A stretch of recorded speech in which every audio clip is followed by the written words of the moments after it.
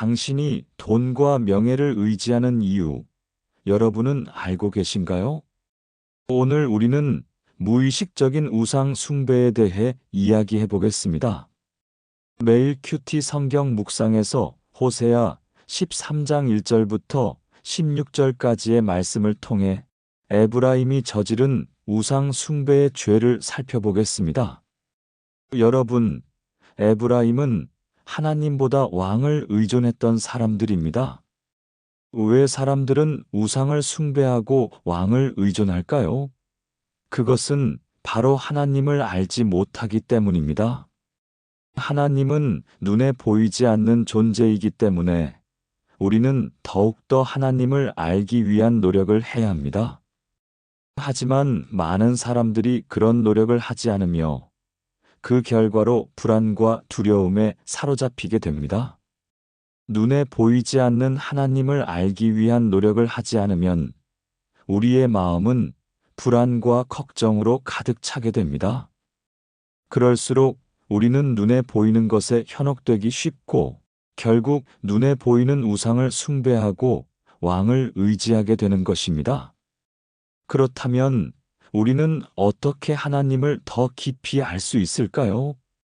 다음 이야기에서는 이 질문에 대한 깊이 있는 해답을 찾아보겠습니다. 여러분이 상상하지 못한 새로운 깨달음이 그곳에서 기다리고 있습니다. 우상 숭배와 왕을 의지하는 행위, 여러분은 이를 어떻게 생각하시나요? 많은 사람들은 심지어 자신이 이런 선택을 똑똑하다고 여깁니다. 하지만 이것은 교만에 해당합니다. 하나님을 모르는 자는 아무리 지식과 경험이 많다고 해도 결코 지혜롭지 못합니다. 여러분, 우리가 가진 지식이 얼마나 대단하든 그것은 하나님을 아는 지혜와 비교할 수 없습니다. 하나님을 아는 자와 비교했을 때 우리는 그들의 우매함과 우둔함이 더욱 드러나는 것을 알 수 있습니다. 마치 어두운 방에서 빛나는 촛불과 같은 존재입니다. 그 촛불이 아무리 밝아도 태양의 빛 앞에서는 그 존재가 미미해지는 것처럼 말입니다. 하나님을 아는 지혜는 우리의 삶을 근본적으로 변화시킵니다. 하나님과의 관계가 깊어질수록 우리는 진정한 의미의 지혜를 얻고 세상의 유혹에 흔들리지 않게 됩니다. 그렇다면 우리는 어떻게 하나님을 더 깊이 알 수 있을까요? 다음 이야기에서는 이 질문에 대한 실질적인 방법을 탐구해 보겠습니다. 여러분이 상상하지 못한 새로운 통찰이 그곳에 숨겨져 있습니다. 더 심각한 문제는 많은 사람들이 자신이 처한 상황을 전혀 모른다는 것입니다.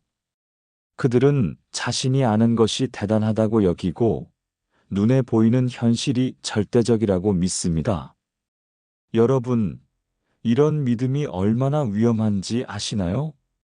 사실 눈에 보이는 현실을 절대적으로 믿는 것 역시 우상 숭배의 한 형태로 볼 수 있습니다. 왜냐하면 하나님이 아닌 자기 자신의 생각과 판단으로 현실을 믿고 있기 때문입니다. 게다가 현실적인 지식을 숭배하는 것도 마찬가지입니다. 현실적인 지식을 무시하라는 것이 아닙니다. 우리는 그 지식을 참고해야 하지만 그 활용과 적용은 지혜롭게 해야 합니다. 이 지혜가 바로 하나님 말씀으로부터 비롯됩니다. 하나님께서 주시는 지혜는 우리의 시각을 넓혀주고 세상을 올바르게 이해하게 만듭니다. 하나님 말씀에 따라 우리의 판단 기준을 세우고 그에 맞춰 현실을 바라볼 때 우리는 진정한 지혜를 얻을 수 있습니다. 그러므로 눈에 보이는 것에만 의존하지 말고 하나님과의 관계를 통해 더 깊은 진리를 찾아야 합니다. 그렇다면 우리는 어떻게 하나님 말씀을 통해 지혜를 얻고 우리의 삶에 적용할 수 있을까요? 다음 이야기에서는 이 질문에 대한 실질적인 방법을 탐구해 보겠습니다. 여러분이 상상하지 못한 새로운 발견이 그곳에 숨어 있습니다. 어떤 경우에는 지식이 없는데도 불구하고 더 지혜롭게 행동하는 사람들을 본 적이 있나요? 여러분, 이런 사람들의 공통점은 바로 성경적 원리를 실생활에 실천하며 산다는 것입니다. 그들은 하나님 말씀을 마음에 새기고 그 가르침을 삶에 적용하는 데 집중합니다.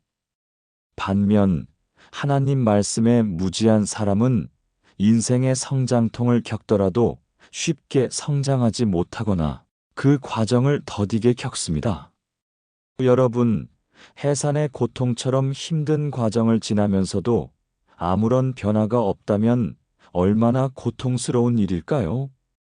결국 그들은 심하면 배가 찢어지는 것처럼 고통의 참사만 남게 됩니다.